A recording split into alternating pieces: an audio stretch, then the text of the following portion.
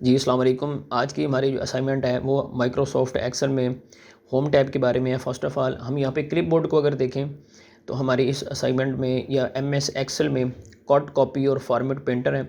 उसके बाद हमारे पास इसके फ़ॉन्ट में आता है, जैसे कि हमने एमएस वर्ड में देखा था कि हम फ़ॉन्ट की सारी फॉर्मेटिंग इस पैनल में करते हैं। उसका साइज़ बड़ा छोटा करना हो, उसकी कलरिंग करनी हो, उसमें बोल्ड, इटैलिक और अंडरलाइन वगैरह करना हो, उसका साइज़ करना, तो हम यहाँ से कर सकते हैं। उसके बाद हमारे पास अलाइनमेंट आ जाती है। हमने टेक्स्ट को right, left, up and down हम यहाँ से उसको सेट कर सकते हैं। नेक्स्ट हमारे पास रैप टेक्स्ट आता है कि अगर हमारे पास हमने कुछ डाटा टाइप किया है तो वो अगर आगे जा रहा है, हम चाहते हैं कि वो उसी बॉक्स में रहे, लेकिन वो रैप हो जाए, तो हम रैप टेक्स्ट पे क्लिक करेंगे तो वो हमारा टेक्स्ट थोड़ा सा नीचे आ जाएगा और उसी बॉक्स में रहेगा। नेक्स्ट हमारे पास नंबर्स आ जाते हैं। जनरल हम यहाँ पे इस साइन वगैरह यूज़ कर सकते हैं जो हमने यूज़ करने हो। और उसके बाद हम यहाँ से पहले स्टार्ट कर लेते हैं। फॉर एग्ज़ाम्पल हमारे पास फ़ॉन्ट वाला है, तो मैं यहाँ पे फॉर एग्ज़ाम्पल कोई नेम टाइप करता हूँ, हारिस। तो यहाँ से अगर उसको मैंने बोल्ड करना है, सिंपली मैं उसको बोल्ड कर दूँगा। साइज़ अगर मैंने करना है तो मैं यहाँ से इसको साइज़ को यहाँ से फिट कर लूँगा और यहाँ से मैं इसका जो टेक्स्ट का स्टाइल है वो मैं यहाँ से चेंज कर सकता हूँ सिंपली। और अगर ये मेरा बॉक्स से बाहर निकल गया तो मैंने सिंपली यहाँ पे आके दोनों बॉक्स के सेंटर में डबल क्लिक करना है, तो ऑटोमेटिक मेरा जो बॉक्स है वो ओपन हो जाएगा या खुल जाएगा। अगर फॉर एग्ज़ाम्पल मैं यहाँ पे हारिस जुनेद मैं अपना पूरा नाम टाइप करता हूँ, तो अब अगर इसको मैं रैप टेक्स्ट करना चाहता हूँ, जो मैंने यहाँ पे देखा था, अगर मैं इसी बॉक्स पे क्लिक करके रैप टेक्स्ट करूँगा तो वो एक ही बॉक्स के अंदर रैप होके आ जाएगा। अब मैं सिंपली इस पर अगर खोलना चाहूँ तो मैं इसको अपने नाम को एक ही बॉक्स में रैप कर सकता हूँ। तो इसके बाद हमारे पास नेक्स्ट आ जाता है, हम यहाँ से फ़ॉन्ट का कलर चेंज कर सकते हैं। और नेक्स्ट हमारे पास हम यहाँ से बॉक्स का जो कलर है वो भी हमको चीज़ हाईलाइट करनी है। डॉक्यूमेंटेशन में अगर कोई ज़रूरी चीज़ है, कोई ज़रूरी ऐसा मैसेज है, वो हम यहाँ से इसको हाईलाइट कर सकते हैं। उसके बाद सबसे मेन चीज़ आती है कि अगर हम इसको बॉर्डर लगाना चाहें तो हम सिंपली यहाँ से बॉर्डर भी लगा सकते हैं। अब फॉर एग्ज़ाम्पल हमने यहाँ पे अगर राइट साइड बॉर्डर लगाना हो तो ये हमारे पास राइट साइड पे आ जाएगा। अब जैसा कि मैंने यहाँ पे फुल बॉर्डर लगा दिया, तो मैं सिंपली यहाँ पे ऑल बॉर्डर पे क्लिक करूँगा तो ये मेरे पास ऑल बॉर्डर लग जाएंगे। और उसके बाद अगर मैंने थिक आउटसाइड बॉर्डर लगाना तो वो सिंपली मैं यहाँ से थिक बॉर्डर भी लगा सकूँगा। नेक्स्ट हमारे पास आती है अलाइनमेंट।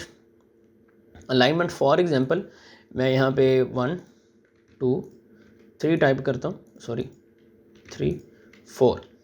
तो अब ये मेरे पास राइट साइड पे आया है क्योंकि मैंने यहाँ पे अलाइनमेंट जो है वो मेरी बॉटम अलाइन क्लिक हुई है। अगर मैं सबको सिलेक्ट करके यहाँ से इसको लेफ़्ट लेके जाना चाहूँ, सॉरी ये लेफ़्ट पे आ गया, ये सेंटर में आ गया और ये मेरे पास बिल्कुल राइट पे आ गया। मैं यहाँ से इसको टेक्स्ट को अपने को इसकी अलाइनमेंट भी कर सकता हूँ। रैप टेक्स्ट का हमने पढ़ लिया। मर्ज सेल का होता है कि फॉर एग्ज़ाम्पल हमने उसी बॉक्स के अंदर, फॉर एग्ज़ाम्पल मैंने इतने हिस्से को सिलेक्ट कर लिया। अब मैं ये चाहता हूँ जितने ये 4-5 बॉक्सेस सिलेक्ट हुए हैं ये एक ही बॉक्स बन जाए, तो मैं सिंपली यहाँ पे मर्ज एंड सेंटर पे क्लिक करूँगा तो ये मेरे पास एक बॉक्स बन गया। यहाँ से इसको मैं आउट लाइन दे के यहाँ पे कुछ भी टाइप कर सकता हूँ। फॉर एग्ज़ाम्पल मैं यहाँ पे अपना नाम टाइप कर देता हूँ जी, हारिस जुनेद। तो यहाँ से भी मैं इसकी फॉर्मेटिंग कर सकता हूँ सिंपली। नेक्स्ट हमारे पास आ जाता है नंबर्स। अब नंबर्स में क्या होगा कि मैं सिंपली यहाँ पे जनरल पे 1 2 सॉरी अगर यहाँ से मैंने 1 2 3 कोई चूज़ करना हो, करेंसी नंबर चूज़ करना हो, अकाउंटिंग का चूज़ करना हो, शॉर्ट डेट लेनी हो, कुछ भी लेना हो, तो वो मैं यहाँ से सिलेक्ट करूँगा। तो मैं जहाँ पे जो चाहूँगा वो मैं उसको ऐड कर सकता हूँ। लेकिन सिंपली मोस्टली जो हम यहाँ पे जनरली यूज़ करते हैं होम टैब में, और जब हम क्रिटिकल काम करते हैं तो उसके बाद हमें फिर ये इन ऑप्शंस में से कुछ ना कुछ चूज़ करना पड़ता है। और आगे बात आती है हमारे पास टेबल फॉर्मेटिंग। ये डिज़ाइन है कुछ बने बनाए कि हम टेबल्स की डिज़ाइनिंग हम यहाँ से कर सकते हैं, बने बनाए फॉर्मेटिंग है इसकी। और नेक्स्ट हमारे पास आ जाता है अगर हम यहाँ पे देखें सेल, तो हम यहाँ से फॉर एग्ज़ाम्पल अगर हम सेल को देखें तो हम यहाँ से इंसर्ट भी कर सकते हैं। इंसर्ट सेल है, इंसर्ट शीट है। लेकिन इसका आसान तरीका ये है कि अगर हम यहाँ पे राइट क्लिक करते हैं तो हमें इंसर्ट पे मैं क्लिक करता हूँ तो ये मेरे पास एक नई रो आ गई। फॉर एग्ज़ाम्पल मैंने ये 1 टाइप किया, तो अब मैं यहाँ पे आके इंसर्ट करता हूँ तो ये 1 के ऊपर एक रो आ गई है। वो हम यहाँ से भी कर सकते हैं सेल में से। अगर मैंने डिलीट करनी हो सिंपली मैं यहाँ पे राइट क्लिक करूँगा और यहाँ से मैं डिलीट भी कर सकता हूँ इसको। ये मेरे पास यहाँ से रो डिलीट हो गई।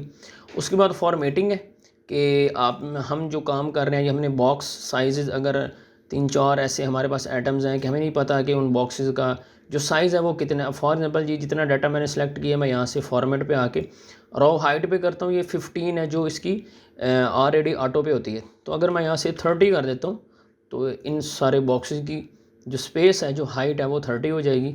तो अगर मैं वापस आना चाहता हूँ तो मैं इन्हीं बॉक्सेस को सिलेक्ट करके सिंपली राइट क्लिक करके फॉर्मेट पे जाके मैं यहाँ से रॉ हाइट पे क्लिक करूँगा, 30 सेलेक्ट हुई है, मैं यहाँ से 15 कर दूँगा तो ये वापस आ जाएगी। इसी तरह कॉलम विड्थ है, यहाँ से मैं अगर 32 करता हूँ तो ये एक एक कॉलम की 32 हो गई है। कंट्रोल Z करके मैं वापस आ जाता हूँ।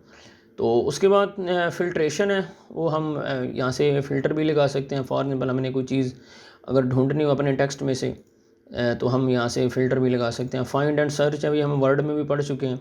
अगर मैं फाइंड पे क्लिक करता हूँ तो मैं सिंपली यहाँ पे अगर 1 टाइप करके फाइंड करूँगा तो ये इसने 1 वाला कर दिया। और उसके बाद अगर मैं यहाँ पे मेरी अगर शीट के अंदर कहीं पे जुनैद लिखा हुआ है फॉर एग्जांपल, तो ये मैं फाइंड नेक्स्ट करूँगा तो इसने ये सिलेक्ट कर दिया। अब नेक्स्ट यहाँ पे लिखा हुआ है तो मैं फाइंड नेक्स्ट करूँगा तो ये ऑटोमेटिक यहाँ पे आ जाएगा। अब मैं इसको क्लोज़ कर रहा हूँ। उसके बाद लास्ट पे जो हम अगर फार्मूलाज़ की बात करें तो जो सम का फार्मूला है उसके 2-3 यहाँ पे बड़े आसान मेथड हैं। फॉर एग्ज़ाम्पल मेरे पास ये कुछ काउंटिंग लिखी हुई है, अगर मैं इसी को सम करना चाहूँ, गिनना चाहूँ, तो मैं इतनी ही बॉक्स को या इतने सेल्स को मैं सेलेक्ट कर लूँगा। तो अगर मैं यहाँ पे नीचे देखूँ तो ये सम 10, यानी कि अगर इन सब को हम गिने तो ये 10 बनते हैं। तो उसके बाद अगर मैं यहाँ पे आके सिंपली एक इसका बॉक्स छोड़ दूँगा और ऑटो सम पे क्लिक करूँगा तो उसके बाद भी ऑटोमेटिक मेरे पास यहाँ पे ये जो है यानी कि ऐड करके दिखा देगा जो हमने सेलेक्ट किया होगा। और नेक्स्ट एक और मेथड होता है, वो हम उसको फार्मूला के तौर पे यूज़ करते हैं।